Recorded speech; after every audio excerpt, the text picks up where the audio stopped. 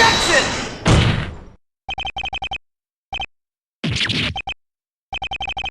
Objection! Objection!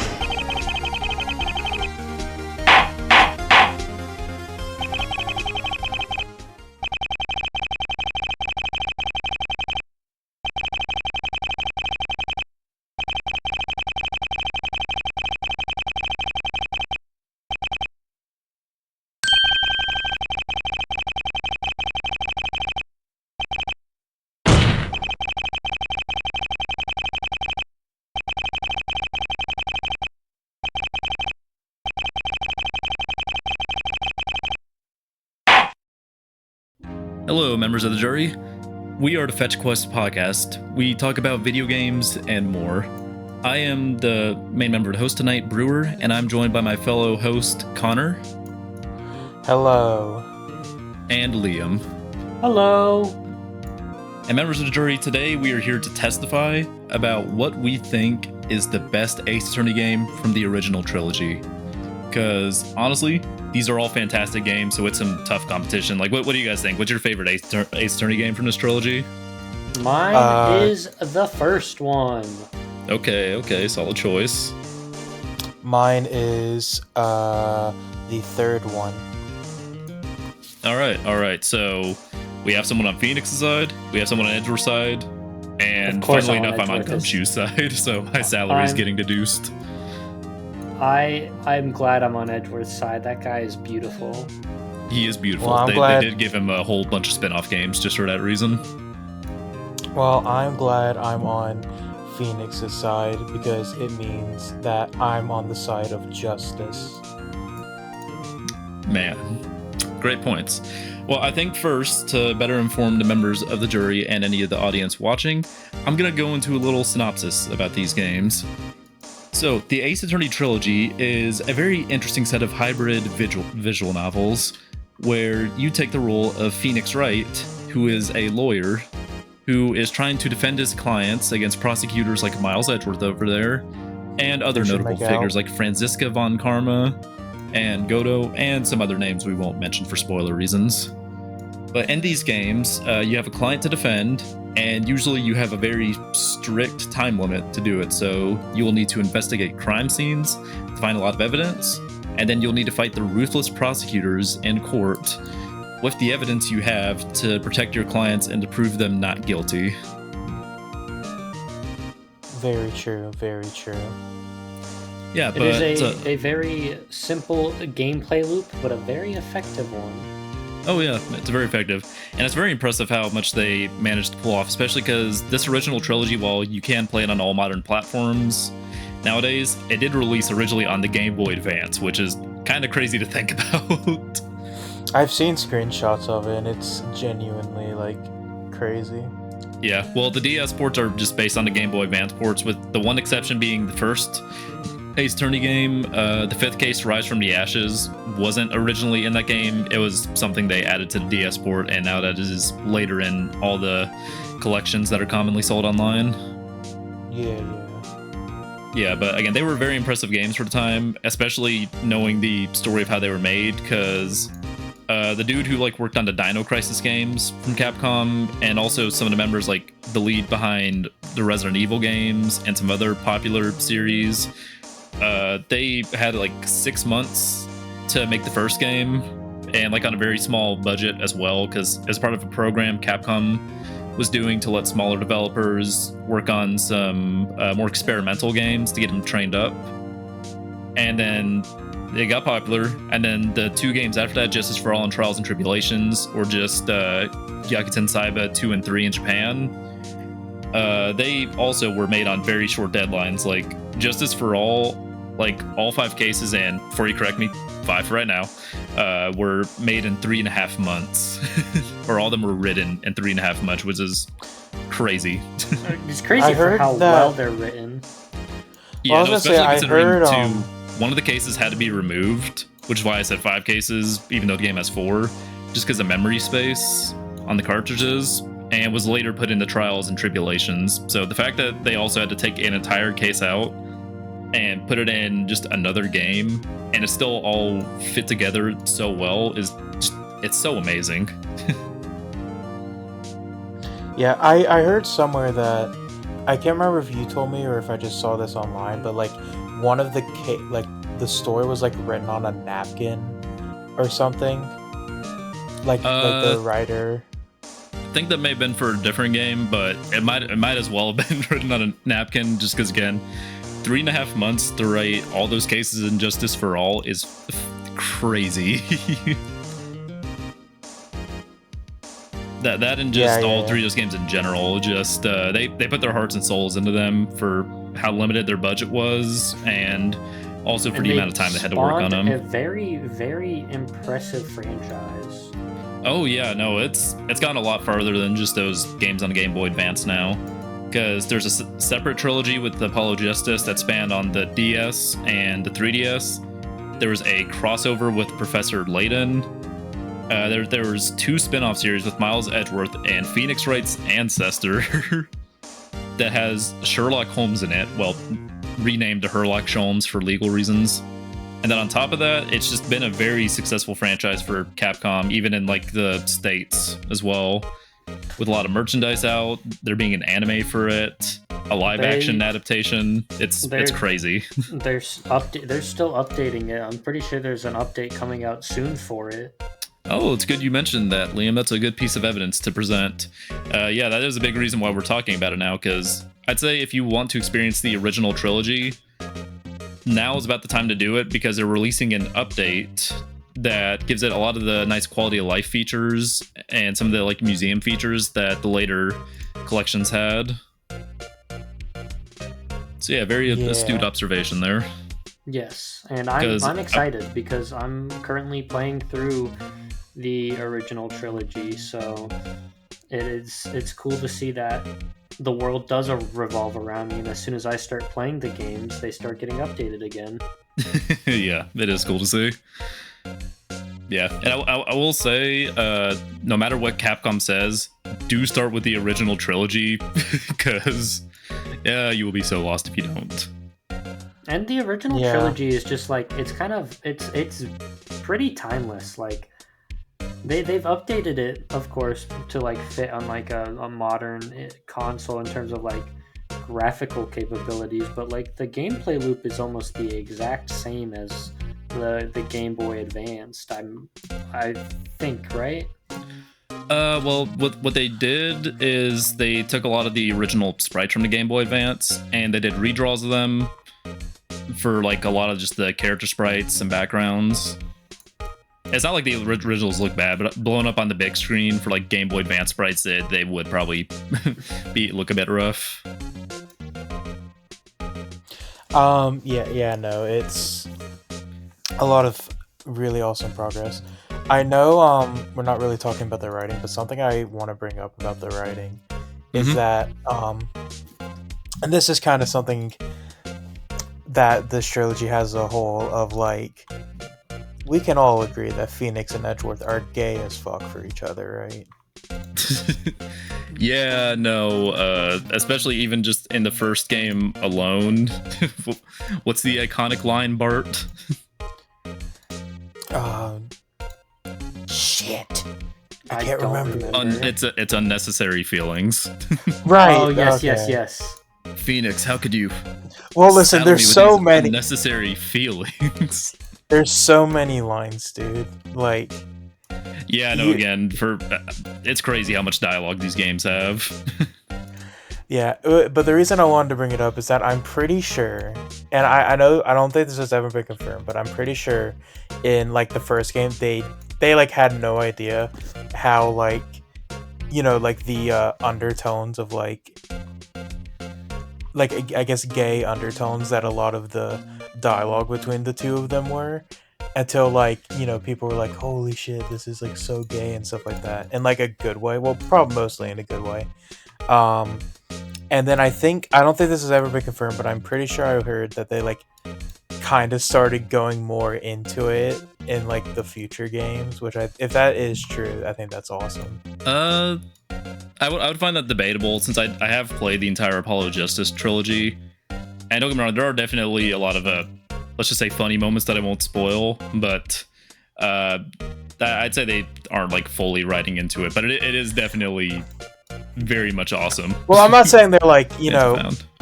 I'm not saying they like, you know, like are like 100% with it, but like I do know that or at least not know, but like I had heard that they like leaned more into it a bit.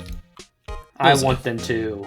I definitely know they've leaned into it more now because I know because they dropped merch once, which were wedding rings, and they were themed after Phoenix and Edgeworth.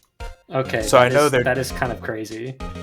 I know that they've definitely leaned into it more now. Maybe, but they do also just tend to do that for a lot of their merch. I think though, now that we're talking about Phoenix and Edgeworth, I think this is a good point that we can start talking about the amazing story of Ace Attorney, because these games have some of the best writing I've ever seen. Like, it's so amazing. The first one really alone is is worthy of so that praise, good. but the way the second and third game as well wrap up the whole trilogy as well into a nice package, it is absolutely fantastic, especially seeing Phoenix's character growth. That and a lot of the characters' growth as well, like Maya's and Gumshoe's, funnily enough, but then also Edgeworth as well. Oh, Edgeworth get to see right now has continuous- my favorite character growth. Like from 1 to 2, I love what they did with the character. Just wait till you get to 3. Ooh.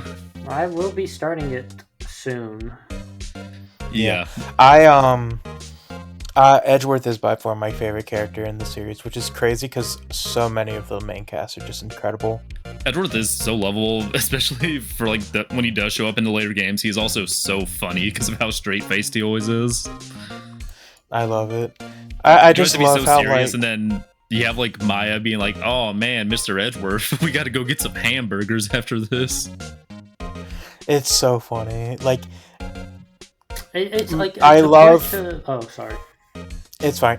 I just love the dynamic him and Gumshoe have, of Gumshoe being this like fucking doofus and Edgeworth being this like by the books, like completely no nonsense person. It's such a funny like duo. It is really funny, especially because again they both work very well into the story for like all the cases. Because typically the structure that these games have with the story is you have your first beginning case, where it's just like, okay, tutorial, so only the courtroom section. Phoenix needs some help, so he usually has an advisor with him. That, or funnily enough, in the second game, he just kind of gets amnesia because someone whacked him in the head with a fire hydrant. It's true. Or no, fire extinguisher, not fire hydrant. But yeah, so he has to relearn everything, which I think is a great way, writing-wise, just to kind of lean into people who haven't played the game can pick it up, but people who know what's going on still aren't like weirded out by him not knowing this information. Yeah. But yeah, again, you have that first case that's just tutorial. You have the second case that usually tries to build off the first somewhat with some of the characters that you've met now, getting in like kind of some peril. The third case, which is unfortunately usually the worst, because a lot of people feel like it's filler cases. Well, it's just like always that weird middle ground of like not at the end, but also like you gotta like extend the story a bit. I will say I love the third cases. Turnabout Samurai is really good.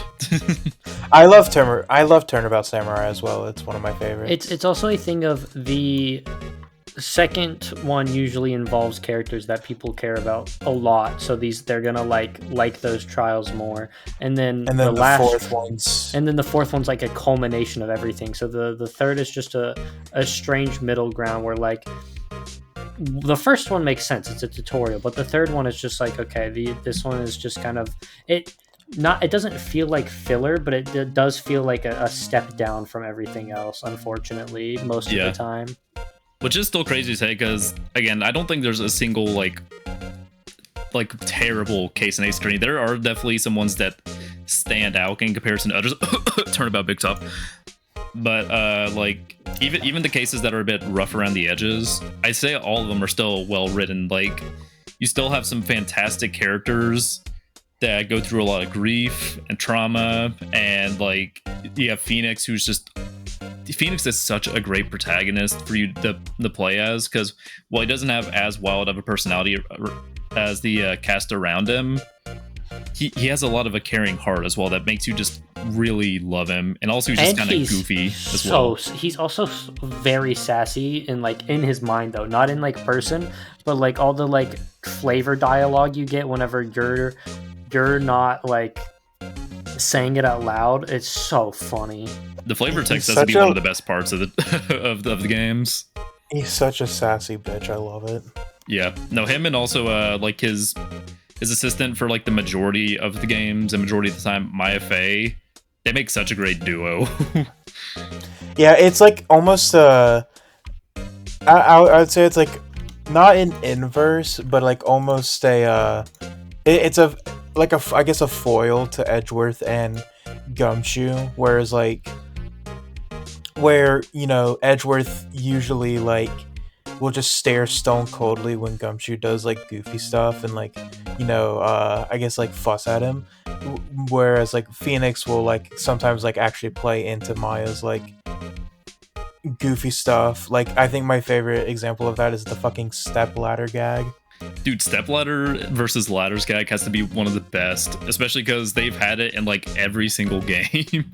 Even it's like so funny. the spin-off that takes like hundreds of years in the past, that they still have a stepladder versus ladder argument.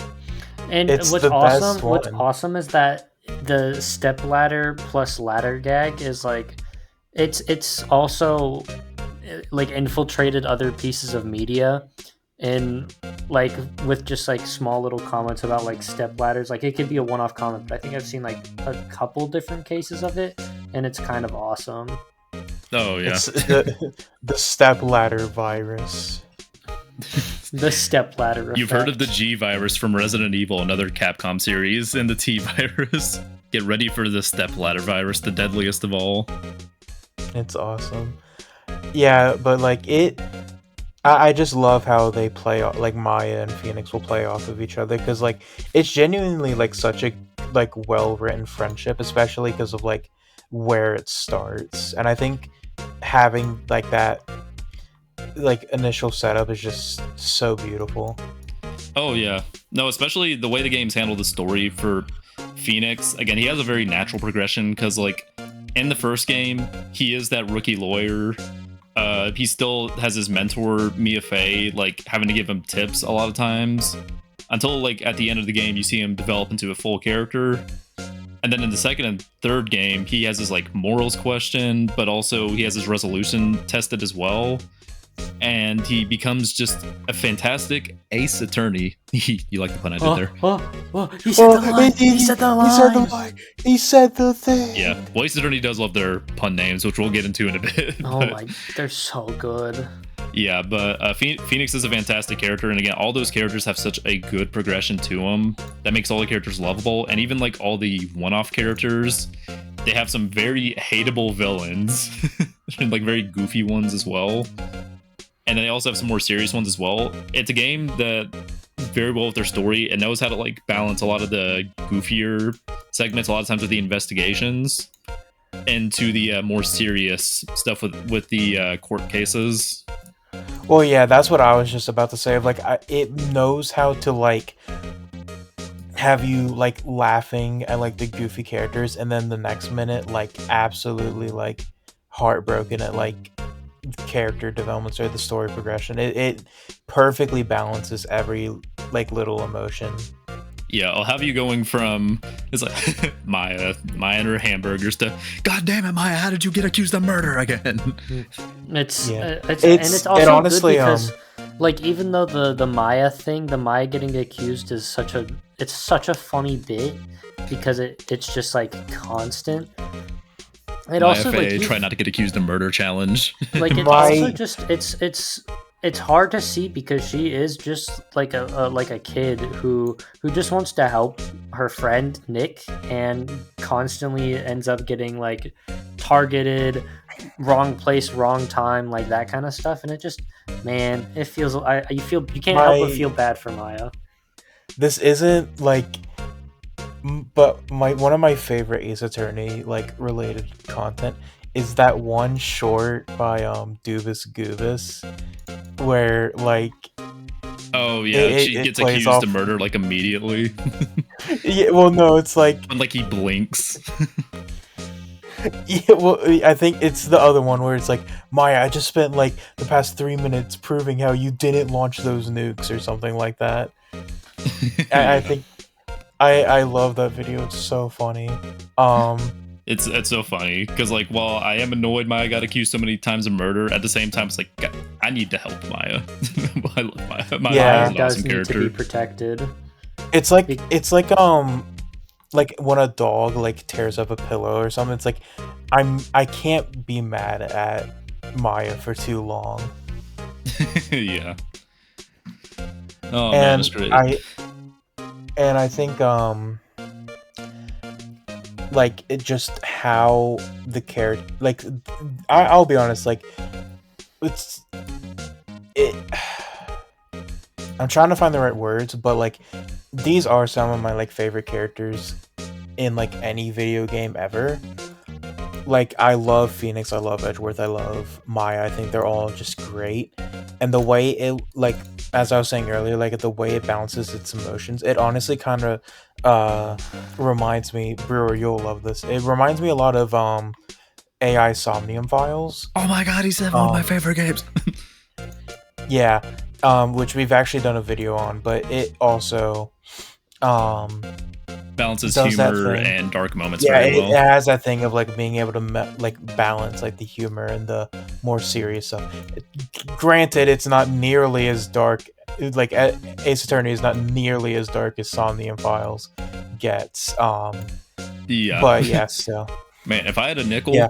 for every hybrid visual novel I've played that's also one of my favorite series, I'd have like maybe 3 nickels, which isn't a lot, Yeah. but it's weird that it happened that many times. Yeah, I think I just like it because like, you know, when you really look at it, like, you know, every time you're like covering murder and stuff like that, but it's like almost like kind of cartoony. Like it's got that cartoony sense that I really like. Oh yeah, no, a lot of the murders are like super wacky, which I mean, for having to figure out like these convoluted murders, it does make sense because in the first game they're a bit simpler, but by the second and third game they have the most convoluted murder methods. Like, how did you think of this? Turnabout Big Top. It's always Turnabout Big Top. It's all fuck Turnabout Big Top. All my homies hate Turnabout Big Top. Like bridge to the turnabout and also like the stolen turnabout can get pretty convoluted as well. Yeah. This is just another thing I love about the series is that like it's always murder. There's never a burglary, it's never Grand Theft Auto or something. It's always murder, and I think that's hilarious. Yeah. Well, there is one case later in the game that isn't murder, but then it turns out there is also murder later on. Yeah. It's like they can never get away from it. It's always got to be murder, dog. Listen, if it's not murder, the stakes aren't high enough. I mean, yeah, I understand why it's always murder, but it's just so funny. No, it is hilarious that it's like, does Phoenix do other work? Like, is he capable of like doing a different type of like court case? He has technically done a civil court case, and I imagine in between the games when he's taken on other smaller cases, he probably also does those. The biggest ones are murder cases, which I mean, I guess makes sense. They are in California. Yeah, that is. I always forget. I guess I've always just pictured it as like, or not California, Japalifornia. Yeah, Japalifornia. Yeah, I was gonna say. I think it's like, yeah. I was like, I think it's like a mix. Well, it's kind of funny just because like it's just for like the English translation, I think, and I don't know how they did for other languages as well. But originally, when they brought over the first game to the DS in like America, they didn't really have the second and third games. Like they didn't worry about those because they were just like, we'll see if it works out for this first one. And when they translated it, they just said we were in America, which worked for the first game because of the locations and stuff were general enough to where like, yeah, you could say this is California. Then you get to the second game where you get to like a very traditional Japanese village, and you have to they had to kind of think as like, okay, so how do we explain this? California. True. Because I think the localizers have went on record and said that yeah, in the Ace Attorney universe, just because of some weird stuff that happened with global politics, like California and Japan just have like this kind of mix, and it's very funny. It reminds me of the freaking Big Hero 6. Ooh, like San what is Fran, it called? Tokyo. Like, yeah, San Fran, Tokyo. San Fran, Tokyo. Listen, man. I kind of forgot that movie even existed. I'm gonna be honest. Not only does it exist, it's a pretty good movie too. I don't think it's terrible. It's definitely not a favorite one of mine. Yeah, it's no Japanifornia though. Yeah, definitely not. Japanifornia. Yeah. Well, again, it's just hard to match the writing in these games because they are just so fantastic. That, and I feel like the story does work great in just a video game setting because the gameplay as well matches that very well, which I think this may actually be a good bridge. Like, do you guys think there's anything else to cover with story? Not without going into spoilers. Yeah, I was gonna say we've done like the very basic like story stuff. I think pretty okay. Okay, yeah, because I will say I do want to like start explaining the gameplay because, like I mentioned, this is a hybrid visual novel, so it isn't like some other ones where it's all just text. You go through, maybe you have a couple choices. There is a big gameplay component to this, which I think this is why Ace Attorney's gameplay did help bring visual novels like as a genre to more people and see it as more of a viable genre in general, because it's gameplay with like collecting the evidence in the investigation sections and investigating witnesses and to going into court and throwing that evidence and naming a killer is just, it's so satisfying. Yeah. Even if it is probably not at all legal. Well, you have to remember, in the story of Ace Attorney or just the Ace Attorney world, it is a legal hellhole. Oh yeah, I know it's a legal hellhole. Yeah, because every time they try to fix things, it's like no, it's still shit. It's still shit. Yeah, I'm pretty sure it's like I think this is said in the first game of like you only have 3 days for any court case just due to how many they have. Dude, imagine that in real life. You get accused of murder, and then they have the fucking Zodiac killer. Yeah, it's like, alright, Mr. Lawyer, you've got to make a case, you've got to gather evidence, you've got to do all of this in 3 days, good luck. There would be no lawyers. Yeah, because I remember, like, Game Theory as well talked about, like, all the crimes Phoenix has committed, but, like, no, in his world, he hasn't really committed crimes. It's more so a crime of how bad the legal system is that he has to do with all that. Because, like, the prosecutors and stuff, they can just literally hide evidence from you all the time. Updated autopsy report, baby. Oh, especially Edgeworth. He's like, oh, you submitted this autopsy report? Well, it is in fact wrong, because I have the updated autopsy report.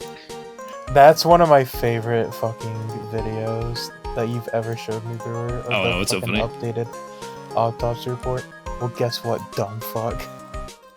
No, I swear to God, whenever you're like, you think you have the edge in court, you present a solid piece of evidence, and it's like, okay, we are good to go.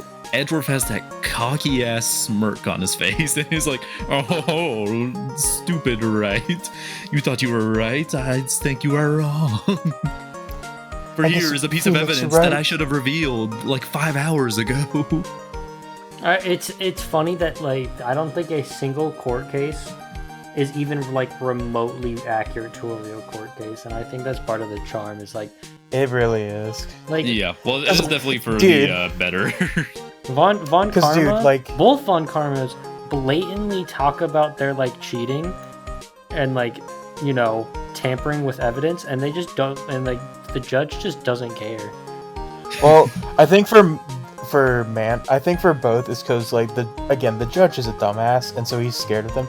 Manfred is just like he's just an intimidating guy. But also keep in mind that for Franziska is just constantly assaulting people in the fucking court. Yeah, she's got a whip. It is kind of crazy how much they favor the prosecution, because like Phoenix will like bring up a valid point and they're like, but you don't have enough evidence to support this. The prosecution will be like, I think this person did it, and I'm gonna whip you if you disagree. And then the judge will go, okay, now you have to defend that person instead of, the person you're trying to defend. Now you have to defend that person too, to be like, it's not them, even though it's like, okay, what's your evidence? I think he did it. No, the Ace Attorney world is crazy because like it's not just like innocent until proven guilty, it's guilty until you prove someone else guilty. It's guilty until like, everyone is proven innocent. It's like, okay, this person is innocent, obviously. Their fingerprints were on the weapon. It was proved they have an alibi, and they weren't the one in this video stabbing this other person. But we don't got anyone, so they're going to jail if you don't prove who the killer is who had a mask on. But luckily, the killer is usually always just like 10 steps away, sitting in the jury for some reason. So not only that, they also have the funniest name imaginable to be like, I am the person that you need to. It's so funny when you have to call people up to the witness stand, and then it's someone that's named like fucking Frank Solid. Like Ace Attorney pun names are unmatched. They are hilarious. Penny Nichols, I'm gonna bring up my personal favorite, Dustin Prince, the cop. Yeah. This one's from the Apologist trilogy, but a personal favorite of mine is Believe in Me, and then his wife's name, Trust in Me. It's so stupid. Yeah, but it's so funny. It's so dumb, but it's so good. Oh yeah. One of my favorite like parts about the series is just like it's just so goofy. Like I don't think there's like many like things that have me like like laughing out loud, but like almost constantly I was like chuckling and stuff like that. It's so good. I mean, especially when you're investigating and then you get to, no, Nick, it's a stepladder. It's a stepladder. I will say, like, a part of the gameplay, that's what I love about the investigation sequences so much, because you're looking around, and instead of just getting a lot of basic dialogue, they'll have very detailed and also funny descriptions of, like, what the characters actually think about what the crime scene looks like. And then you usually have Maya chiming in, being like, oh man, Nick, look at all the blood here. That's kind of crazy. And it looks kind of like an elephant. It's like, wow, Maya, astute observation. But then it'll be revealed that the reason it looks like an elephant is because the dude was originally posed like an elephant when he was stabbed to death. I absolutely love Maya's things. Like, one of my favorite ones is there's a room in one of the trials that you enter that has a lot of bears, and Maya goes, bear attack, and then hides behind Nick and goes, hey, save me. It's my blood on your hands if you don't save me. Maya will have the most out-of-pocket shit, and that's why I love her so much. She is absolutely hilarious. I love that too, because like always comes back to Turnabout Big Top, but it's just so goofy how multiple times during that case Phoenix just gets fucking attacked by a tiger. I think it's like, crazy Maya doing like does all the nothing. cases. It's so funny when like Phoenix is obviously just like done with everyone's shit. Well, yeah, it's just like I can't put up with this shit no more, man. It's like most of the time Phoenix is just like a normal guy, but then like he'll say something and remind you that he is also just a dumbass. Yes. True. Which is really funny because then you'll go into like the actual courthouse like section and then you'll feel like fucking prime Jimmy Neutron. You will be Saul Goodman if he was like a trustworthy lawyer. I will say, like, Phoenix Wright versus Saul Goodman and a lawyer off would go crazy. Because one has the power of random bullshit and the other one has the power of being a criminal. Yeah. Yeah, no, Phoenix will literally just pull everything out of his ass. He'll be like, okay, we have this broken lampshade. Your Honor! 5 A more rat trap. minutes.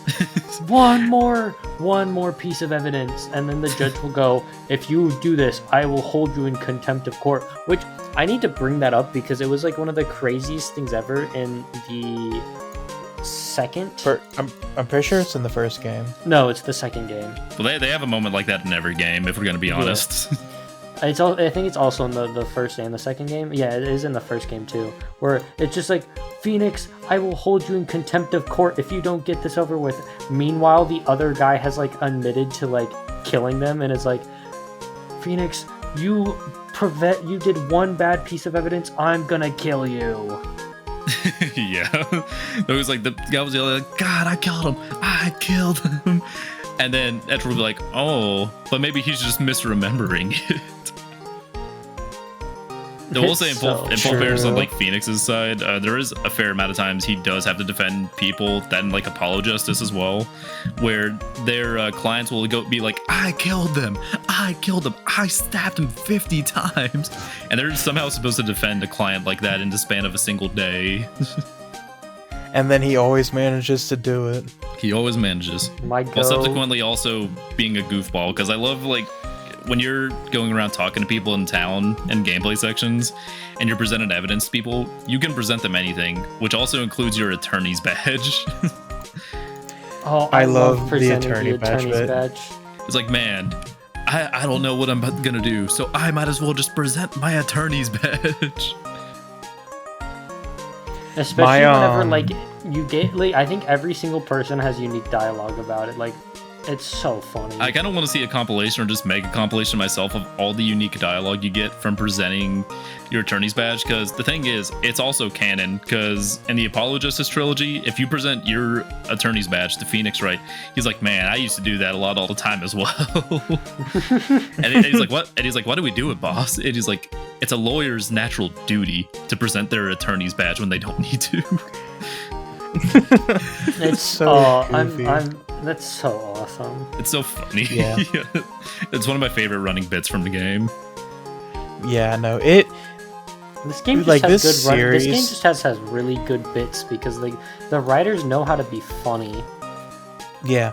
And I was just gonna say, like, I think the reason why this, like, you get so emotionally invested is just like, again, you feel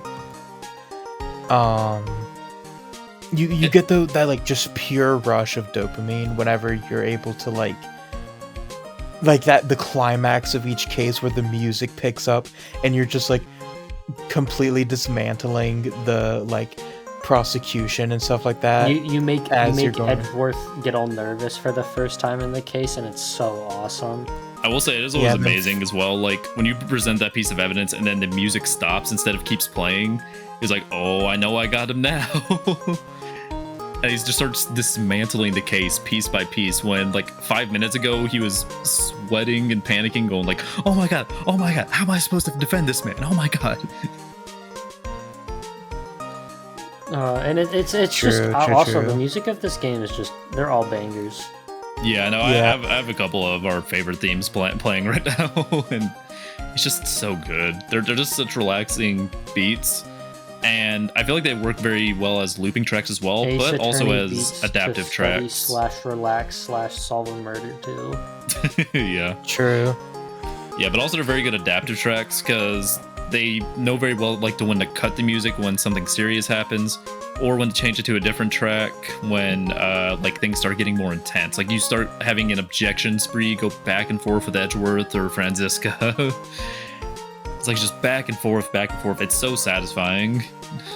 Yeah.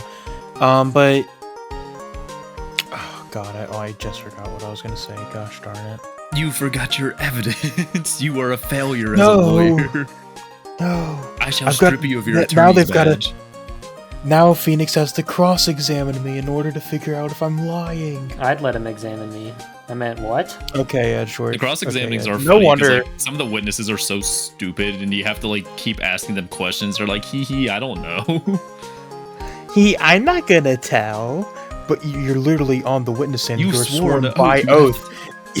You are literally oath sworn to tell the truth. But I'm not gonna tell. No, it is so funny because like literally every game, like they will never tell the truth. Like even like usually the most honest characters, like literal cops, will go and stand, and then they'll be like, "Oops, I forgot." It's But it does awesome make when they it do it satisfying too. just to dismantle it, especially like when you look at that one piece of evidence and you like immediately know, you clock it, it clicks in your head. It's like, okay, yeah, this guy did Oh it. my goodness! Hold it. I love whenever like you see a piece of evidence and you go, I know that this is gonna be super important later on, and like you clock Y, and then it comes up, and you just like you bum rush to that piece of evidence because you know what it's used for. It's such a good feeling. This game, And then there's the is even.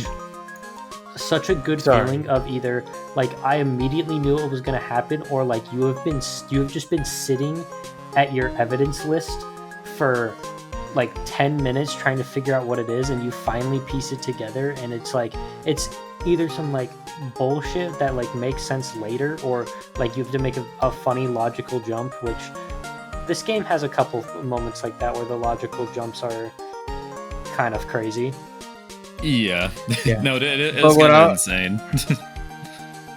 Yeah, but Okay, like go. I was gonna say, like the even funnier version is when you bum rush to the evidence because you're like, this is it, and then you get it wrong anyway. Oh yeah. No, that or especially like you know how the case ends, but now you like got to figure out how to prove them wrong. Yeah, exactly. Yeah, because I like just okay, love you have the final how- piece of evidence. You know how the murder was committed, but you got to prove how they did it before you can present that piece of evidence. Oh man, it's great. It's great.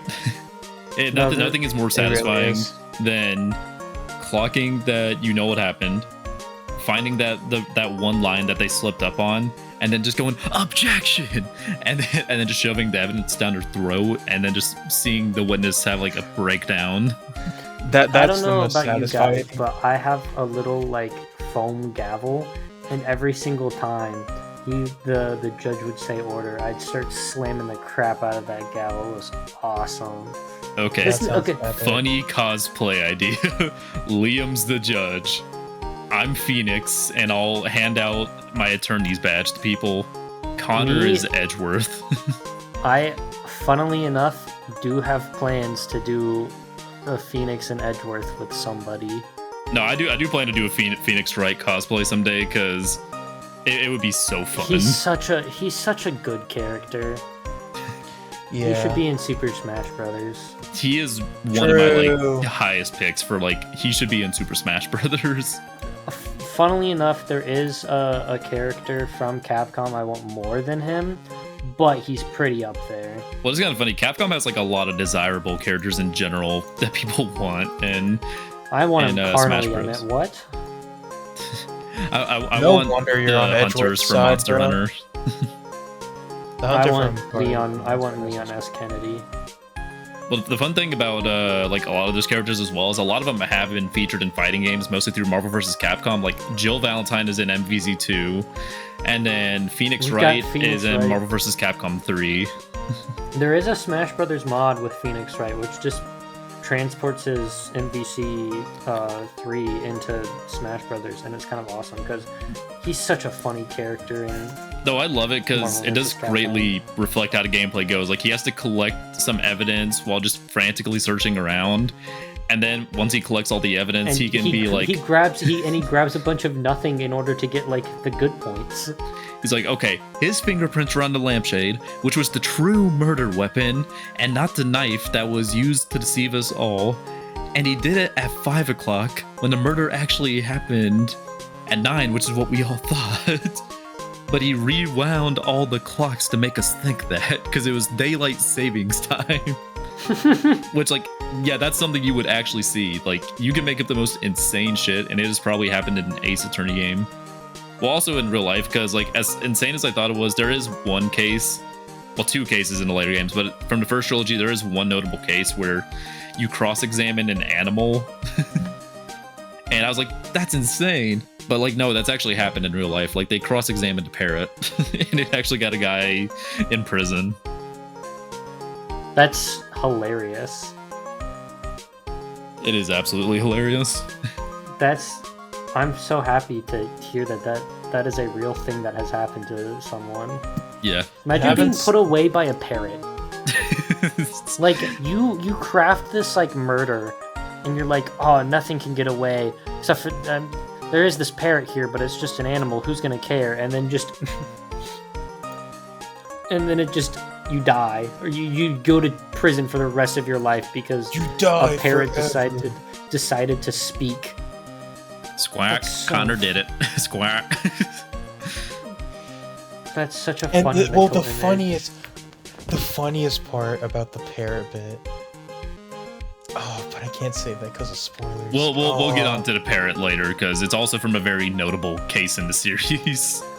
That's what I was gonna say when I was like, oh, that's spoilers, but it's so funny. No, Connor, you have to present the evidence at the right time or you get a penalty.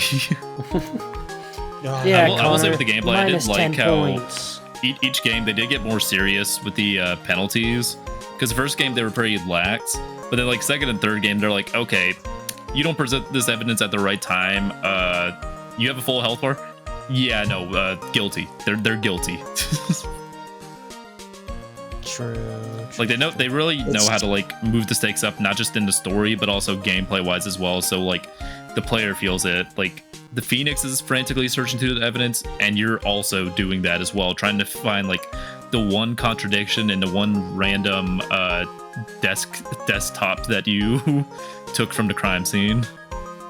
Yeah, exactly. And I love it so much. It's goofy as fuck. It's so goofy.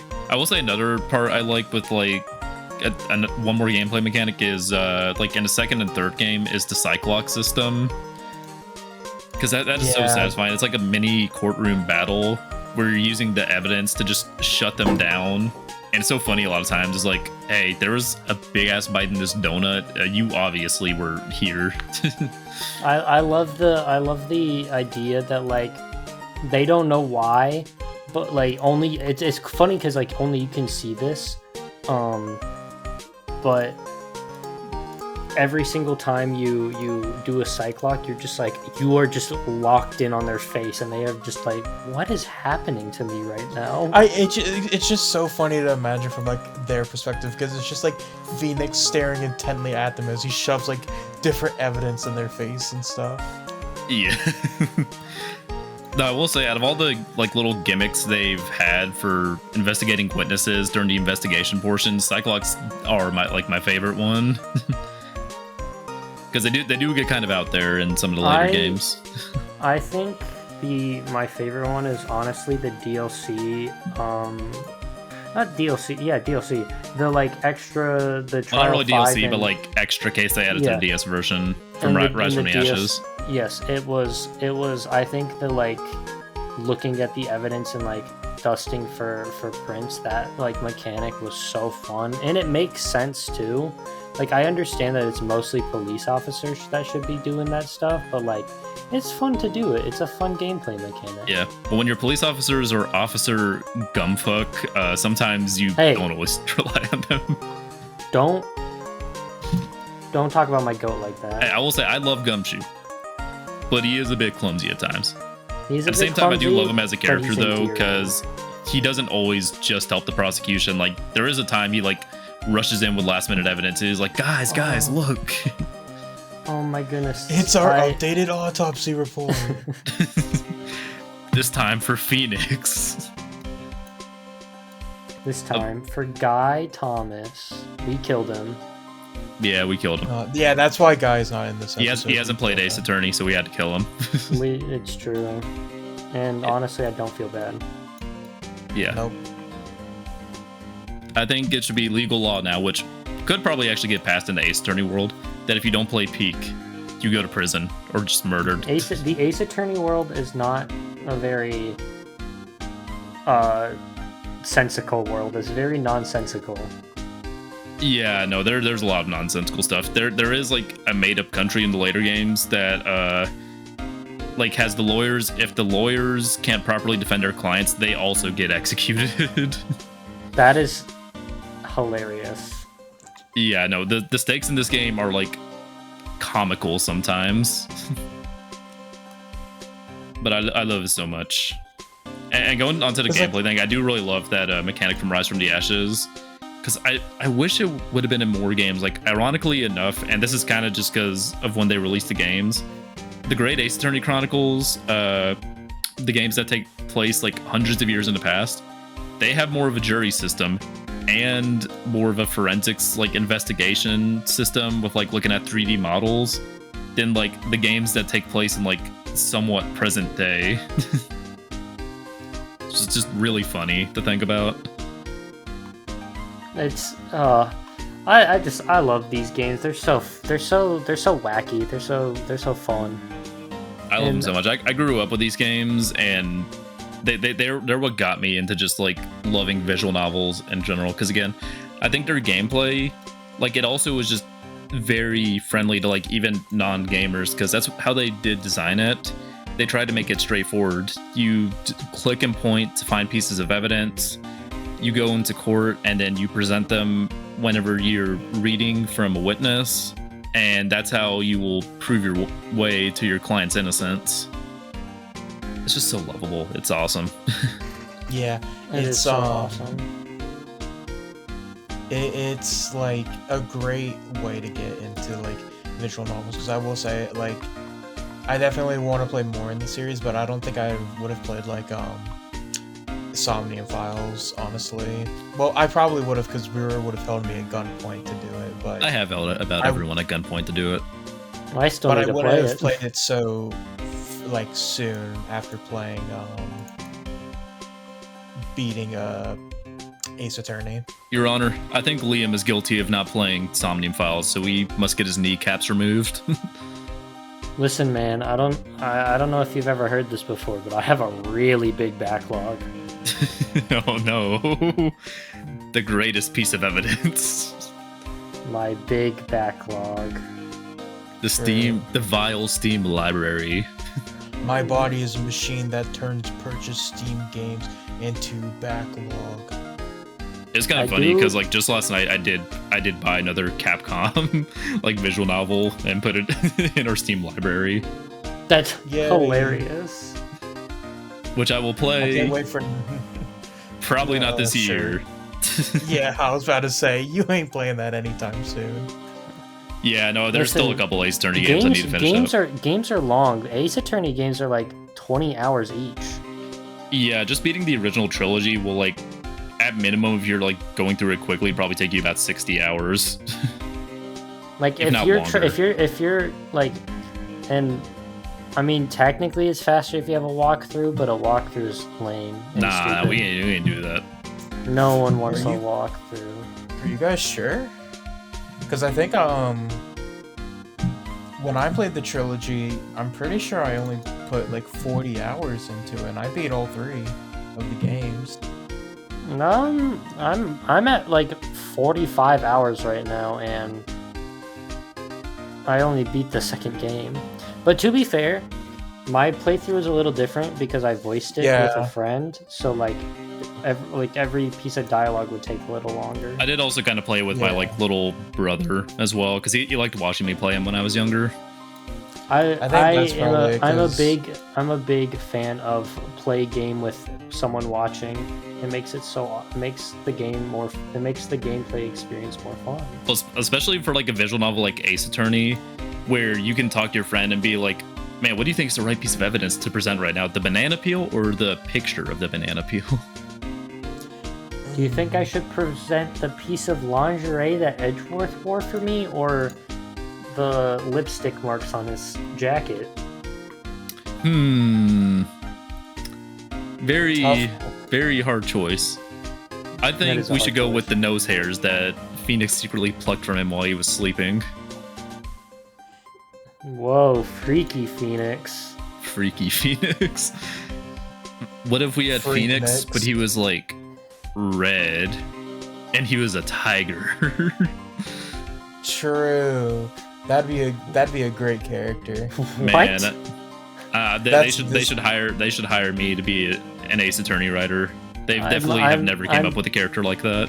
I definitely am not aware of who this is supposed to be, because that sounded Oh, you're not, insane. and it's funny. Yeah, don't worry. Especially because if we're talking about logical extremes and Ace Attorney, that case in Trials and Tribulations definitely takes it up there sometimes. All right, It is very stupid, but it's I know also a little of funny. what to expect now.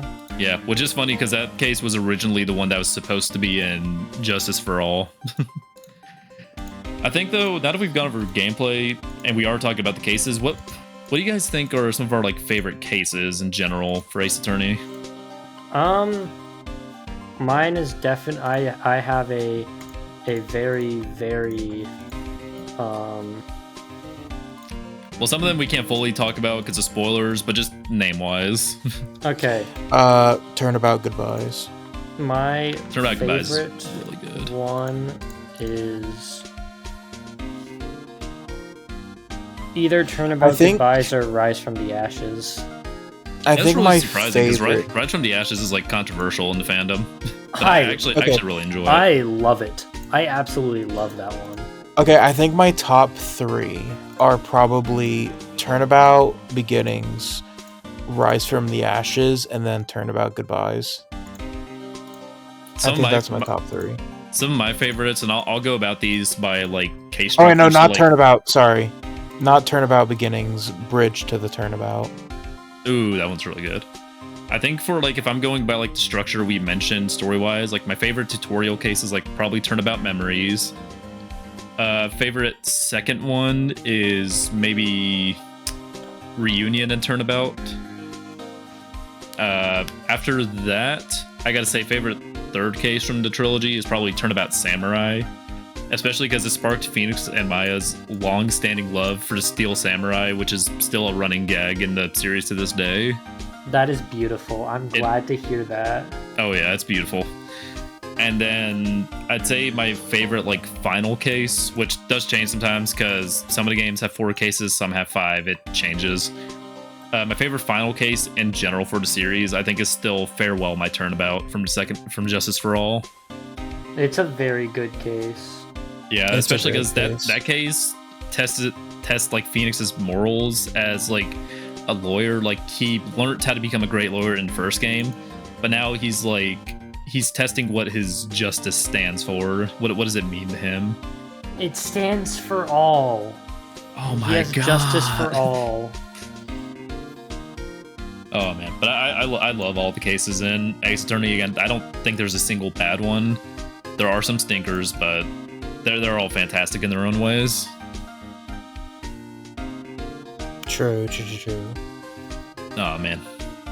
It's a franchise that is like pretty consistent with its like formatting, but it's such a good format where like who wouldn't want to be like a great detective, like be an attorney and like protect people, and especially when your name is Phoenix Wright, which is such a raw name, by the way. It is He's really raw. always right. No, I like it because when they were translating the name, they purposely put the last name as Wright just because the Japanese name played off a pun for like justice and like right. So they did the same thing for the English name. Beautiful. And then they just chose Well, Phoenix because they thought it sounded cool, like a superhero. Well, it's also kind of like, I think it also is just like a great descriptor of like Phoenix as a character, because like no matter how many times he gets pushed around or hit with like some bullshit point from the prosecution, He will, and he gets just constantly get knocked down, he will always rise back up from the ashes. Oh He'll rise. Like He'll the rise- trial. Yeah, he'll rise from the ashes and get that innocent verdict or not guilty verdict. Yeah, Rise from the Ashes was crazy, especially because to this day, it's still the only like 3-day case in the series.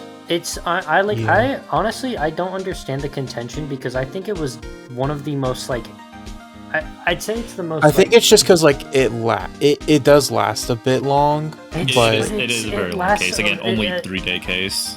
It lasts a bit long for such a good reason, though. oh yeah, 100%. I'm agreeing. And maybe they'll fix this with like the new update. There are a couple times in the series where they like will have you comb through a video as evidence or similar stuff to that are like fine silhouettes, but those features in the original game were a bit wonky, and especially the video, you had to sit through and like watch almost the entire thing every time it got brought up. It also doesn't. I will say I do not like the Blue Badger theme. It's annoying. It does get a bit annoying. That and the policeman that has like the big ass megaphone. Nah. Yeah. Stop talking about Meekins like that. Meekins might go. I love Meekins. He's so funny. He is funny. I'll give it that. He is funny sometimes, but he does get played out a bit. Especially that siren noise is so annoying to hear. Yeah. This is also. I am very biased because I did a voice for Officer Meekins that I thought was really funny, and so I absolutely loved doing that voice. All right, Liam, dance for us. Show us your Officer Meekins voice. Well, excuse me, sir, but I'm actually not Officer Meekins. I am Detective Meekins now. It's just a stupid ass voice, and it made me very happy. Actual nerd emoji. I did the nerd emoji. All like the characters in these cases, like I think they're so memorable because like even with the limited like space they had for like sprites and stuff on the Game Boy Advance, the characters are just like they have so much expression put into them. You can like kind of tell who they are and like kind of their personality just from like their facial features and like what they're wearing as well. Like the character design is fantastic. Oh, it is. Yeah. It is amazing. It's oh gosh, it's like it really makes good use out of the visual portion of visual novel. Yeah, definitely. It's they know how to do caricatures, right? I'd say like that, like all like the characters. Yeah, that the are supposed to dialogue be, like, portraits and stuff like that. Yeah, well, then the posing for them as well. Yeah, there's so many amazing character designs. Like even super simple ones like Lotta Heart are just very well done. I do like that name, Lotta Heart. It's such a good pun. But this franchise is just I will glaze it for eternity because I think it is so good. I do want to ask, what are like some of our favorite characters? Like we've been talking about the cases a lot, but what are some of our favorite like characters from these cases? Well, if we're not talking about like main, yeah, I was gonna say if we're not talking about main characters, because if it's main characters, then like we'll talk about those in the spoiler section a bit. I guess I'll go first. One of my favorites is Larry Butts, because like I think I think in the third game he gets a little played out, but I think he like just every appearance he is in is so funny because he's just the biggest, like he's almost like kind of like Maya, where it's that wrong place, wrong time thing, but usually in like he's never getting accused of murder, and it's like he's in the wrong place but at the right time. Well, I mean, he is accused of murder in like the first case, but but that it's not Maya. Maya's a complete different beast compared to Larry. I do like Larry is funny for the reason that he's like one of the few characters that gets even Edgeworth to get sick of his shit. Yeah, it's Edgeworth like in so many of the games will be like, and like Phoenix and Edgeworth both say it's like if something smells, it's probably the butts. It's such a good line. It's like it's so crazy. Like even straight-faced Edgeworth here is like, yeah, no, Larry's an idiot. And it's just so funny because like he tries so hard, like he just tries so hard to get people to take him seriously, but he does it in all the wrong ways. Yeah. I do think like my favorite factor to this with the one of my. Oh, sorry, you go first. I was gonna say one of my favorite instances of that is in. I know I said I think he's a little played out in the third game, but I think there's one bit that I really enjoyed, which is in the third game. I'm not gonna go into detail because I'm pretty sure it's the final case, but Brewer, I think you know what I'm talking about with the photo. Oh yeah, no, it's funny. It's And such it's a funny vital bit. piece of evidence. It's hilarious. Yeah, well, I will say part of the reason I think Larry and a bunch of other characters returned is probably because of those like hardware limitations we mentioned they had to work with, especially for like memory Yeah. space. So some of the characters like probably save on memory and also like make it easier for the writing to not keep introducing more and more characters. Is to I have also some of just them think return. it's a good choice to bring back characters because usually when they bring them back, they bring them up pretty like the thematically it makes sense whenever they like come back, like especially in the final case of the second game, like the returning characters all make sense for them to come back. Yeah, I think like Yeah. the only returning character that kind of irks me because they bring her back in so many games, including like the spinoff. It's like fucking old bag. She gonna be back again? Oh. Poor Liam. Does he know, Connor? I don't think he knows. Yeah. I like. Well, even you don't know on some stuff she as well. She had a funny bit that just got played out very early on, and I don't want to. Some Ace Attorney characters, I'm like glad they're one-offs. Other ones, it's like, man, I wish they would come back, and then they choose old bag. I'm glad that Lotta Hart gets to stick around a lot. Yeah, no, she's great. That and like one of the other characters from Justice for All, like Adrienne as well. She shows up in a case in Trials and Tribulations. Oh, that's awesome! I felt so bad for Adrienne the entire time. Poor woman. Like she did. Honestly, yeah. She did like she did nothing wrong. Actually, she did nothing wrong. Yeah, just keep it at that. Just keep it at that. She just got no wins. Yeah. Which is crazy because she is like IMO, one of the baddest Ace Attorney characters, dude. She is pretty bad.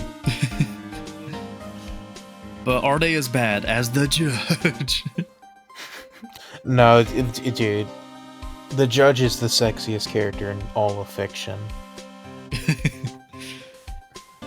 I do like there are points where some of the characters will be like, "Oh, Teehee, you're so hot." Judge will be like, "Oh, okay. I guess we don't need your testimony." Then Phoenix will be like, "What the fuck are you doing? We need their testimony." See, the reason that murder. See, the thing is, the reason why Phoenix is able to, not be swayed by the judge's charms is because he only has eyes for Edgeworth. Because they're gay! Only for Edgeworth. Well, that and a couple other characters, which we'll get onto in the spoiler section. But I think some personal favorites of mine. I really liked Emma Skye and like Rise from the Ashes. I do kind of get the criticism. Sometimes she does feel like forensic Maya instead of hamburgers. It's forensics, but part of the reason I'm also mentioning her is she is also a character that like is in one case and gets brought back much later on, like in a whole separate trilogy, and I love her character evolution. True. I think it's one of the best in the series. Yeah, and then Gumshoe as well. I love Gumshoe. Gumshoe, he's so clumsy, AKA, but it's amazing. AKA Goat Shoe. AKA you're getting paid 2 shawarmas in a Sprite a month. 2 shawarmas in a Sprite. So fucking funny. The Gumshoe has the like funniest bits. He's a great comic relief character, but he also again knows how to like flip the switch and be serious because he does show up for like witness testimony. Because yeah, he's a cop, of course. He is a very. I love Gumshoe. I don't think there's like he never gets like tired or like overplayed. I think he is just like such a good reoccurring character. He should be in every game. Unfortunately, he is not. That I will spoil. That makes me so sad. Yeah, no, I really hope, like, please, we're also making this video because please, we want Ace Attorney 7. I want Ace Attorney 7. We need Ace Attorney 7. That or Great Ace Attorney Chronicles 3, because 2 still has some unfinished business. You make it sound like a ghost coming back to haunt the living or something. Yeah, well, not really that, but... Well, I mean, yeah, I guess technically they are all think... ghosts, because it did happen hundreds of years ago, and they are, like, Phoenix's ancestors and a lot of other characters' ancestors, so yeah, they're all dead. They're all dead. They died of old age. Or they got stabbed. Do we want to... Yeah, but we've been talking about, getting to a spoiler section. So do we want to do that now? Because I think I think we are at that point, and I will say, if you've watched up to this point and you somehow have not played these fantastic games, like one of our other hosts, Guy, who will be murdered for his crimes later. We will murder Shelly you D. after. Killer. God, Yeah, I can't get over those names. It's such a good name. Or either you'll die, or you can play the Ace Attorney games. Oh yeah. Although if you die, you will be featured in an Ace Attorney case, so that's actually a hard bargain. Wait, if I die, I can be featured in an Ace Attorney case? Oh, I might need to go die then. At the same time, though, that means you get killed by someone that's like named Frank Sawit. Imagine getting killed by someone called Frank Sawit. Or getting killed by someone called Guy Thomas. That would be horrible.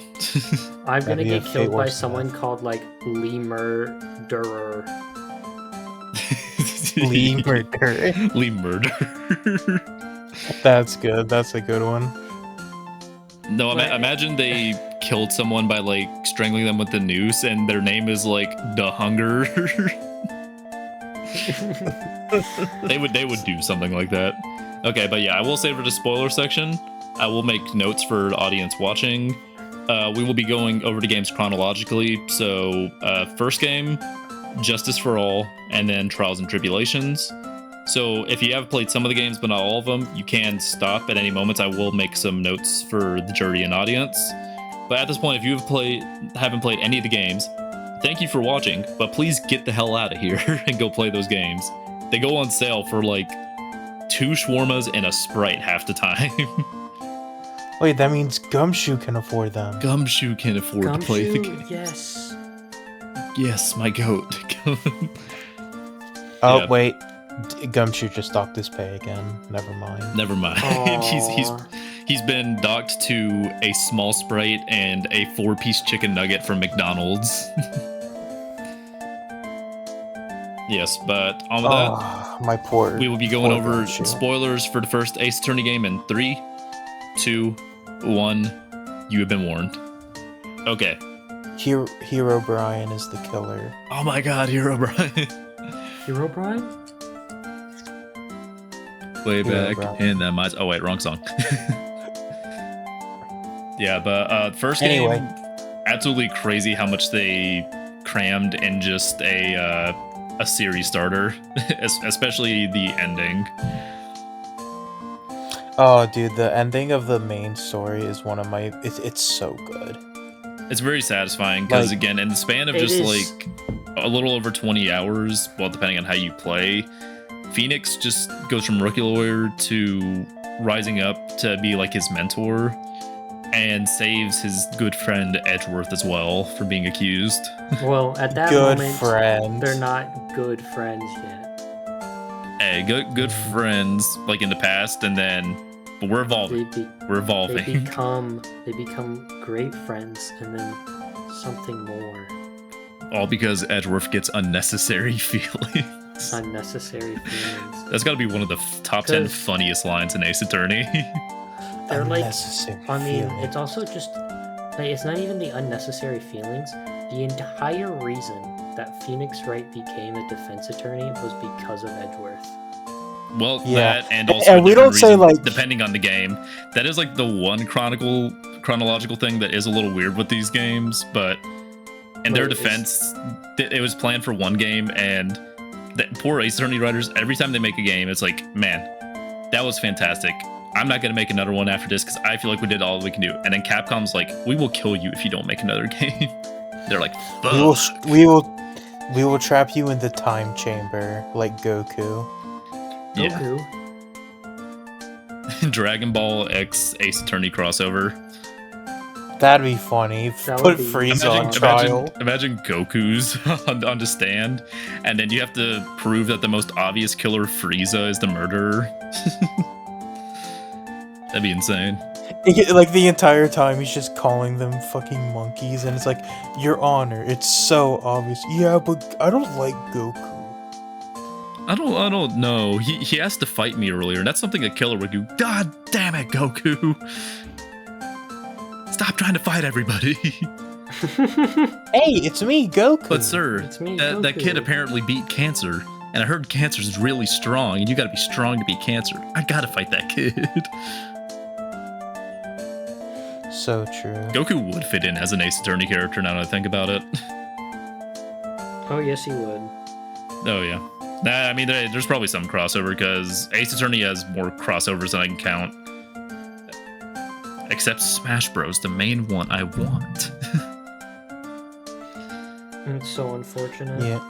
Yeah, but getting It's into really sad more so we'll never Edgeworth get and Phoenix, and also Maya somewhat in the first game. It's like, man, that was a way to end it as well. Especially like you were wondering throughout the game, like especially once Edgeworth was the defendant, who would be the prosecutor to lead off of Edgeworth, and it's the dude who taught Edgeworth everything he knows. Yeah, it's literally like the boogeyman of prosecutors. Yeah. And when I say like this guy is like light Yagami, dude. It's insane. Dude, there are so many Like- moments where he just like he forethinks is like the craziest had to be when he foresaw you interrogating a parrot. So we trained the parrot to say other words. It's yes, that's what I was wanting to mention earlier. And it's like that's what makes it so funny. It's not the fact that it took him by surprise, but the fact that he knew you would do that. Dude, he's the And greatest fucking gaslighter trained of the all parrot. time. He bowed you into just like interrogating the parrot. He acts surprised. He's like, I actually thought you would do that. So I trained the parrot to say, someone else is the murderer. It's so fucking funny, man. It is such a stupid good bit. No, the craziest thing is got to be as well. Just like he is so petty and like so much of a perfectionist. Well, there's a lot of other funny things, but the funniest one is that he kept a bullet in his shoulder for decades, which is what made him lose when you pulled out a metal detector on him. It's crazy because it's like it's such a good piece of like he's so paranoid about everything, and it's like good characterization, but he's also just stupid. well, it in my opinion, it's one of the best examples of Ace Attorney because it's like both like a really good and like it makes sense with the character that's what it would do, but it's also so goofy because how the fuck do you live with a bullet in you for a decade? Like that wound has to be infected beyond belief, man. Who fucking knows? It's just so silly. Oh man. Yeah, but that's like the big thing I wanted to talk about with the first game. Because other than that, there isn't too much to mention with like the other two cases, other than like, damn it, Maya, why you keep getting accused of murder? Well, I guess it was the first So time, so I true. can't blame her too much, but still. I think now though, I do want to mention like probably one of my favorite games in the series and also one of my favorite cases, Justice for All. 'Cause damn, and that was a good final case. Oh, It Justice is- for All final case is so good. It is a very, very, very good case. And I recently beat it, and it was awesome. And I was True. like, "Wow, this is awesome." Yeah, no, it's Yeah. It's So absolutely amazing. to quickly like go into it, in the final case of Justice for All, it really raised the stakes because it turns out that not only are you defending what Phoenix quickly figures out is that you are literally defending the murderer. Like beyond a shadow of a doubt, this guy did it. And it's very like clear that he did it. But it turns out you have to get the not guilty verdict because this psychopath has also kidnapped Maya. Yes, the beloved And Maya then- Fey has been kidnapped. And it is like it just raises the stakes so much because the entire time, because you know Nick is like doing like what we are doing, where he is like panicking, he is like, you know, getting pushed to his limits of, and like is just constantly like pissed off. And you know, also there's the awesome moment where Edgeworth helps you and like forms like a team to like find Maya. It's so funny when like Edgeworth is as well, because he knows Maya's kidnapped, as like kind of bumble his way through. He's like, well, I don't know. His Honor's like, it's like, Mr. Edgeworth, what are you talking about? You literally proved this person guilty. What are you talking about? It's like, I don't know. There's kind of a funny thing over there. I think we should investigate this like rubber ball. Well, it's just such a good moment because like it perfectly like it's such a good like build. Like it's a great, I guess not conclusion. It's a great twist because of what it was built up to. Because if like let's say the first game did it, I don't think it would have nearly the same impact. But because of the build up. Yeah, because we've established how their relationship and how their friendship has grown. Well, quote unquote friendship. Well, not just Miles and Edgeworth. I'm also talking about just like the games in general. Because throughout the entire games up to that point, you've never had a single client who was actually like the murderer. But also, Phoenix's like biggest weapon was always his belief in his clients. It's like one of the most wholesome parts of him, but it also is what makes him such a great character, because he will fight tooth and nail to prove you innocent and will somehow do it in the most impossible of cases. But for the first time, that belief that he was taught from his mentor was like, it was questioned as well, especially because gameplay wise as well, they like to play tricks on you, because the Cyclops that we mentioned earlier, you don't see any on your client until much later, because technically he did not physically kill the person.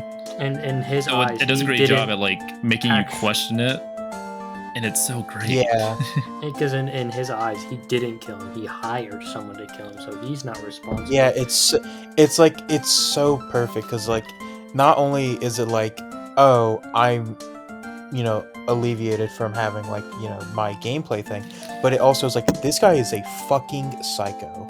Oh yeah, no, and I think as well it's great too because it makes him question his morals of like, I can definitely get the win, and I can also make sure to save Maya, but he questions it because of what he will do to like that innocent woman, like pinning murder on her, and also like letting this psychopath like defending him.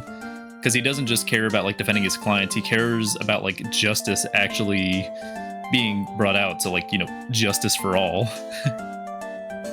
Yeah, no, it's a beautiful it's just a great case. Because even though like in the end Phoenix loses, like you as a player feel great, and Phoenix like is probably the happiest he's ever been as well, even though he lost. I think another reason why it works so well is that you can canonically like get a bad ending that happened to me when I was a kid. Like it's crazy. The miracle. Wait, it happened to me. You can get a it bad happened ending? to me too. Yeah, so if you at don't one specific point, if you don't present the right evidence, Shelly the killer will cut the is call. Is it when you have to present the recording? Like, the recording, yeah. Yeah, when you have to present the recording. And if you mess that up, so yeah, I did because I'm stupid. But if you get it wrong, yeah, if you get it wrong, then there's this whole sequence plays out where, he gets the not guilty verdict and Maya's let go, but like she can't like she's just so like I guess ashamed of the fact Maya that isn't like let go. Like Phoenix never sees her again. Like she's gone. Like it's a very dark B-side ending. Well, I thought it was like because they got the not guilty. Then they let her go. No. Shelly did kill her. Steve stuck to his words. Like, yeah, no, Maya was never seen again. Oh, that's an insane ending. Is there multiple endings then? Because I got a thing where I think you're misremembering because no, it's a very dark ending. I'm looking this up. No, I'm looking this up. Okay, while Connor looks that up. No, it's a great case because I think also one thing I love about them using a different prosecutor for the second game, like Franziska von Karma, like it makes sense because she does hold the grudge of like, oh yeah, you sent her dad to prison. But also a reason they didn't just bring Edgeworth back is because they felt like for his character as well, if he kept losing case after case after case, he wouldn't feel like the ruthless prosecutor. Like it felt good to defeat him the first time and second time. And then also like third time and rise from the ashes, but that's kind of a whole separate matter. But he wouldn't feel like as great of a prosecutor anymore. Like, it's fine to do that for like Winston Payne, which also funny pun name, Winston Payne. But for Edgeworth, it's great that they decided to do a different one. But when they did bring him back, he had gone through a lot of self-reflection as well. And on top of that, he actually got his own dub. So like, we actually see like, okay, maybe the prosecutors aren't all bad people. They sometimes do have to send bad criminals away. And I think that's what makes this case so great. It doesn't just, it shows that the prosecutors aren't completely villains. Yeah. Also, I found the ending, and you were misremembering, but I was also misremembering of, yes, Phoenix doesn't see Maya again, but it's not because she dies, it's because, like, Shelly lets him go, but Phoenix is so ashamed with himself that he just completely, like, disappears, and so he never sees her again, because he doesn't want to. Yeah, I would need to go rewatch the ending, but I do remember, yeah, it's very dark and bleak. That's actually insane. Yeah. Yeah, but because like I knew in my mind that Maya didn't die, and that's why I needed to be proved slightly right. I think we're both slightly wrong. No, that's what I was saying, is that we were both misremembering. You thought that he had killed Maya. No, I didn't say like killed Maya, but like Phoenix never got to see her again. Like that's what I'm trying to say. No, that's what I was saying. That's what I was saying too. Yeah, and a lot of it due to like I think also Shelly as well. Yeah. We But can debate this in court later. well, we're already in court though. In a separate case. Right now we're on the case of which is the best in the trilogy. Which is number 3. It's number 2. Now again, number 2, or Justice for All, well, it does have some flaws, like especially like Turnabout Big Top is a big one for some people, and it is the shortest out of the games if we include Rise from the Ashes from the first one. I think it is still my favorite from the OG trilogy, just because of how much we see with Phoenix's character growth. And that's saying something with 3 as well. I just like 3 because, like, not only do I think it has some really good, like, writing and cases, but it's also got hype moments and aura. Oh, yeah. Hype moments and aura? Sure. I want hype moments and aura. Damn, let's go play Ace Attorney 3. And I think with that, unless if there's something you guys want to mention about Justice for All, I think we can pivot on to the last game. The only thing I'll mention about Justice for All is fuck Turnabout Big Top. All my homies hate Turnabout Big Top. I also think that I like give me a second. I like the Reunion and Turnabout more than Turnabout Sisters. That's fair. That's fair. I also think Pearl, great character, even bigger forehead. True. Big ass forehead. All right. Now, Pearl is a really funny character, especially her just like constantly shipping Maya and Phoenix. Yeah. When she should be shipping Pearl. Maya, not Maya. I was about to say Phoenix and Edgeworth. I was about to say, Pearl, your turn. You've got the wrong couple. You're supposed to be Yowie. Pearl doesn't know what the word yaoi means yet. She's like 6. We're gonna corrupt her. Brewer, let's not use that line. That sounds terrible. Yeah, you know what? For that, we will remove Liam. I was about to say I might be put in prison for that. Bailiff, take Liam away. The detention center, Liam. I'll take a guilty verdict. That was my bad. And the defendant said, "My bad, bro." There goes Liam. He's off to the detention center. Yeah. But now to talk think about, he's dead. Yeah, he's dead. But now he was executed, like a certain character we're about to talk about, because Trials and Tribulations is absolutely insane. It is dark as fuck for an Ace Attorney game. Well, also just its structure as well, because like you start off the game, or like there's 2 times in a game you do a flashback. Like you play as Mia Fey, which is honestly great to see. Like actually get to play as your mentor. And see one of her like her first cases, which poor girl had like such a rough first case. It was awful in like a holy shit, what are you doing to her way. Yeah, but I also love that, like, even though not everything was revealed from that case, you get another case later on with Mia Fey, which also shows off the young Edgeworth prosecutor that, like, kind of wraps that case up. And, like, it does a great job. It shows off the villain at the first part of the game and builds them up to where when you finally fully face them in, like, the 5th case, that it's, like, a big climactic ending. Which is insane how you fight that, like, how that climax comes. Because, like, I know this is the spoiler section, so I'll say it, but it's like the absolute like hater energy, man. It's insane. There are so many haters in Ace Attorney because like a character that Mia Fey like fought in court and sent away like decades ago colluded with a villain from the 2nd game that had a big grudge against Mia Fey just because of her Fey clan and wanting Pearl Fey to be like the head. And they both colluded to like cause all this chaos as well. It's like I think that's what's so great about the 3rd game. It ties together all the characters, like Maya as well, and just like the conflict of the Fae clan. It's also just like such a good like ending, like and how it resolves each character's like storyline.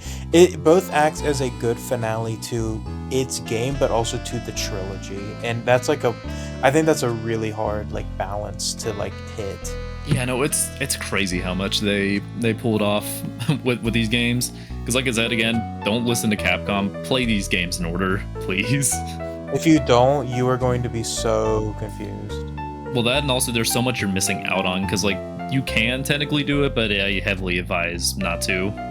The only exception I would make to that is like the spin-off games, the Great Ace Attorney Chronicles, because it's a different story from a different period. So there are some cool references in there, like step ladders versus ladders, and some of the characters are definitely callbacks to other characters, but you still will not completely lose out from playing those games before some other ones. Yeah.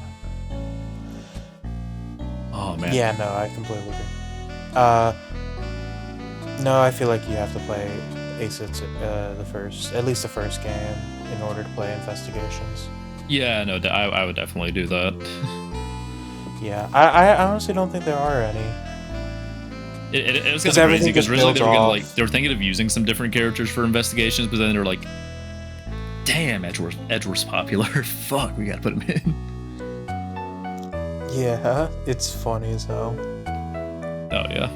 Hey, shout out to Edgeworth as well being a defense attorney for a brief moment. That was such a good moment. I love that. Because again, it's like it just builds off of that pre-established like relationship that the two of them had. Yeah, plus especially from the 2nd game as well, because Edgeworth went from a character that like he had the mantra of his teacher of just like you must win at any cost possible. And he evolved from that into a prosecutor that also cares about finding the truth and making sure the right people go behind jail and not just prosecuting any person at all to get a victory. Yeah, exactly.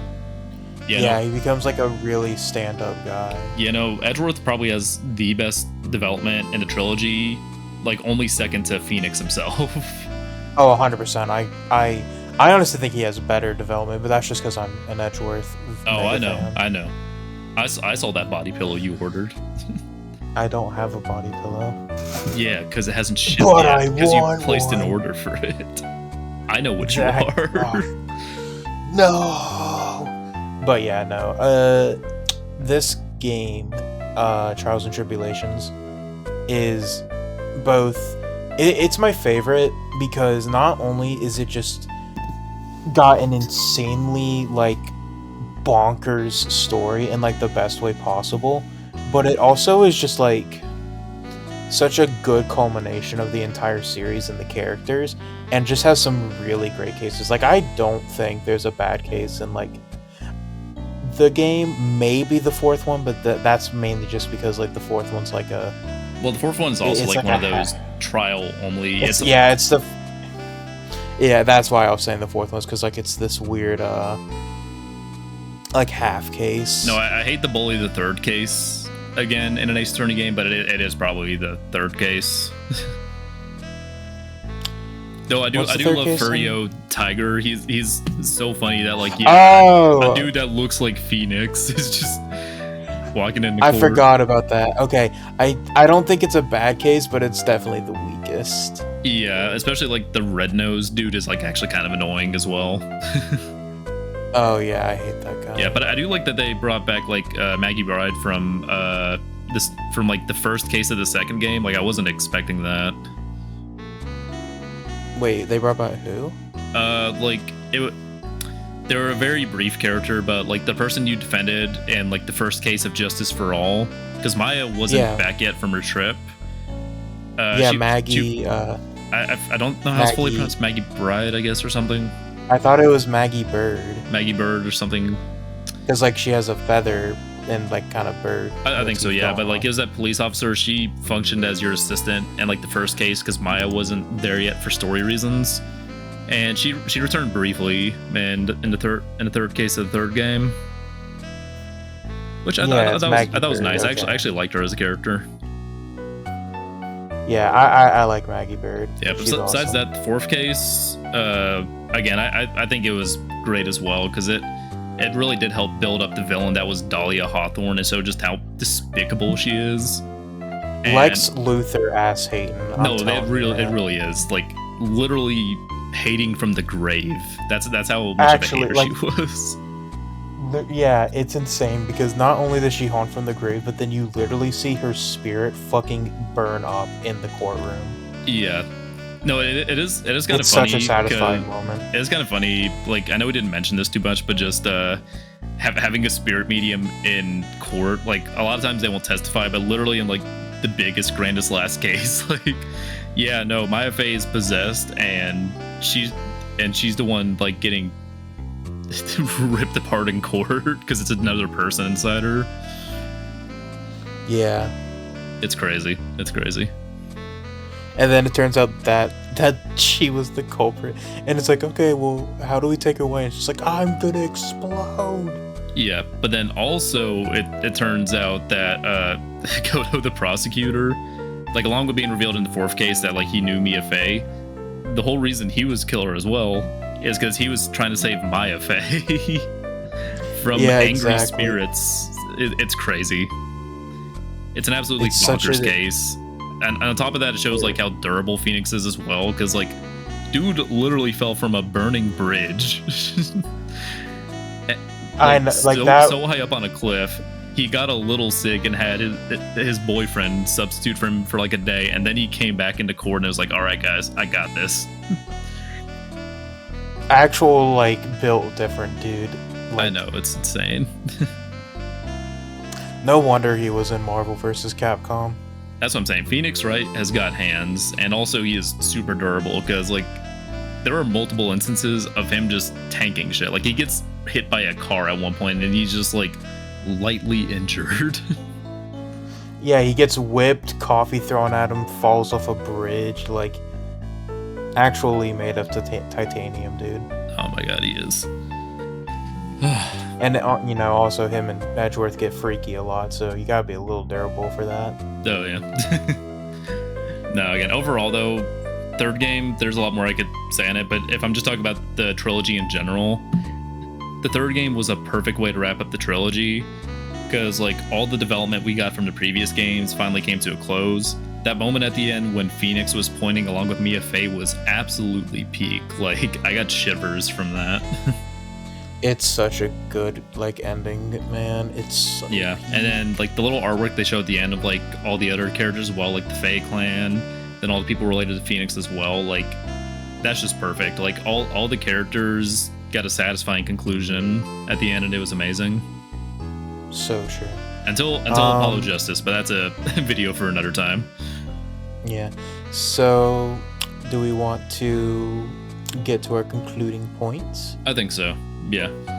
Mine will be very brief. Yeah, I was gonna say, unfortunately, Liam is still in the detention center, so I guess he can't give his concluding points. Dang. Unfortunately, but yeah, I'll make mine quick because I think I've said enough off of just what we've said in this video already. But the Ace Attorney Trilogy is an absolutely fantastic set of hybrid visual novels to play. I cannot recommend them enough. They are some of my favorite games, writing-wise, and I love the gameplay as well. They have absolutely iconic characters.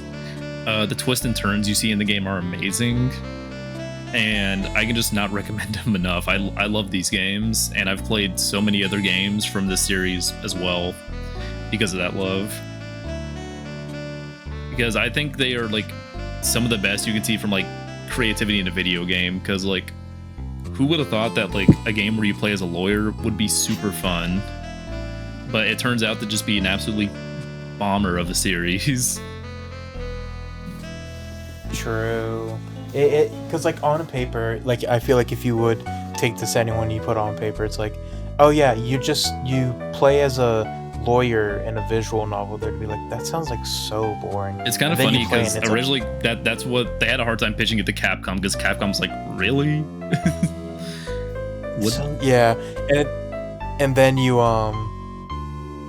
actually like play it, and then it's like, holy shit, man, that doesn't sound fun. 11 games made later. Exactly. And we need Ace Attorney 7, please. Please, Ace Attorney 7, Athena Sykes as the main character, please. My girl needs it.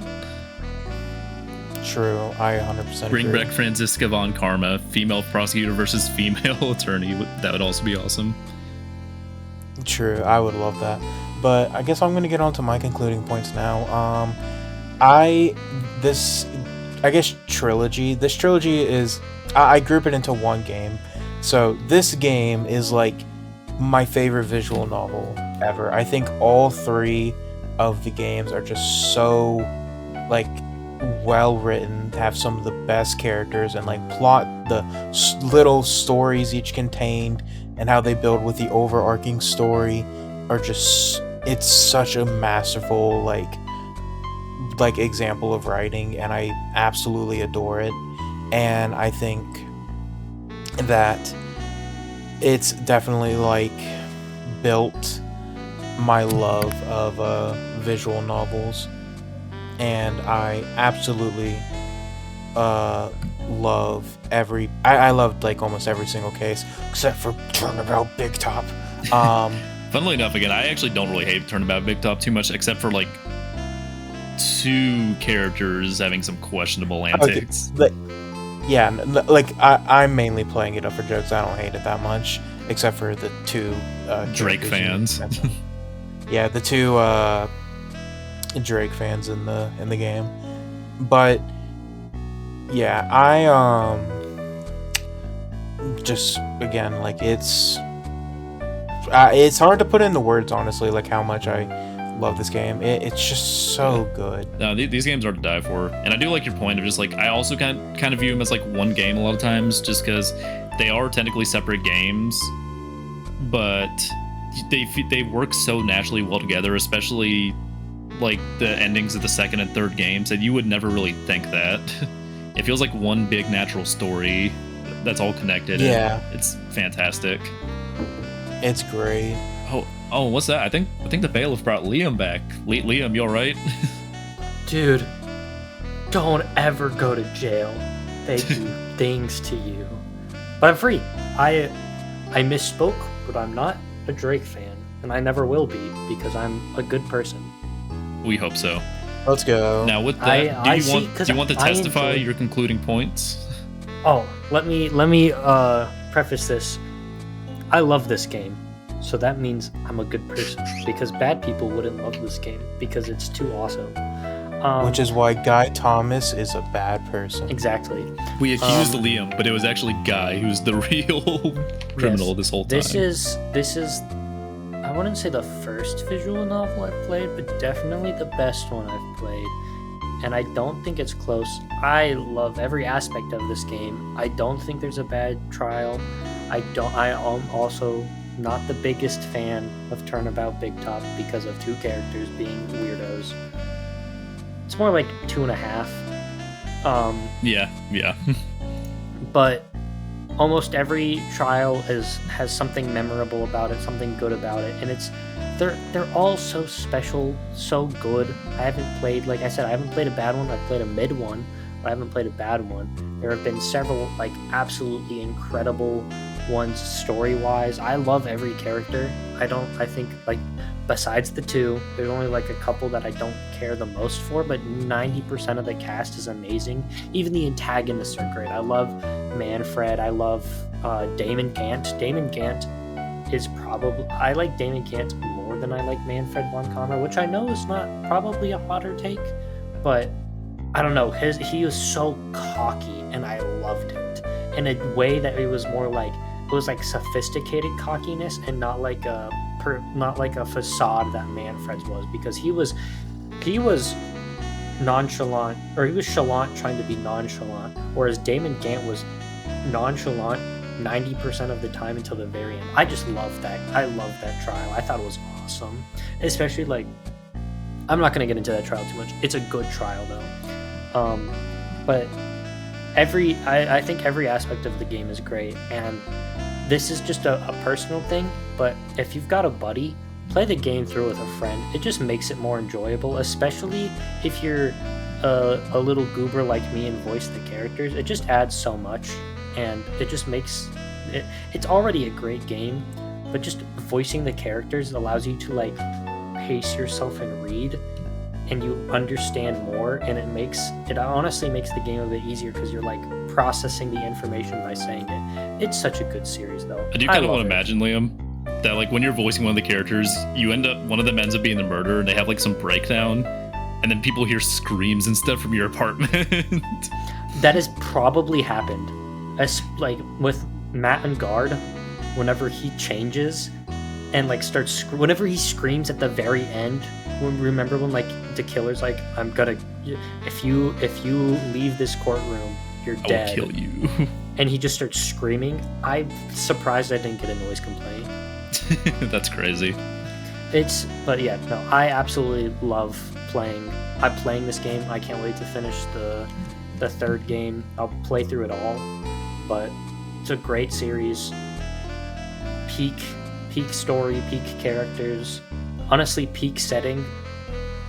And peak it's fiction. Awesome. It's peak fiction. It's so good. There are so little. There's like one downside, and it's that one trial with some bad characters. Oh yeah. I think with that though, hopefully we have given enough evidence to Mr. Phoenix and Edgeworth, and to you, the viewer, jury, and audience, of how great these games are, and maybe why each of them is worth it to play, and maybe you can decide which one is the best for yourself. But with that, members of the jury and gallery, we have been the Fetch Quest podcast. Thank you very much for listening to us tonight. Bye-bye.